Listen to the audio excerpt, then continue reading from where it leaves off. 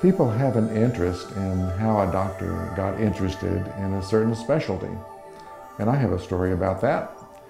When I was a medical student at Parkland Hospital in Dallas, Texas, I was taking a rotation through ophthalmology. A very kind resident sat me down in front of a slit lamp one day. This is a slit lamp. It's a microscope that we use for examining the eye.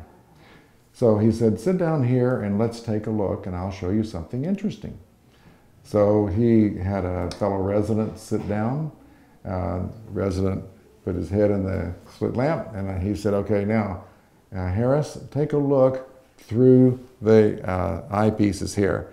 So I took a look through the eyepieces like that. And so he said, now focus right on the edge of the patient's eye where the colored part meets the white part. Actually, the cornea meets the sclera. By that time, even as a medical student, I knew some of the words.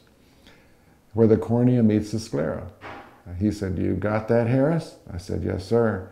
He said, okay, I'm going to turn up the power a little bit. So he turned up the power and he said, do you still see clearly? I said, yes, sir. So he said, okay, I'm going to turn up the power again. So he turned up the power again. He said, okay, now do you see that little tiny red line in the center of your vision there? I said, so I focused a little bit with the stick here. I focused. I said, yes, sir, I can see that. And he said, now look very, very carefully. In that little red line, do you see some tiny red dots moving through that line? I said, yes, sir, I see those. He said, do you know what those dots are?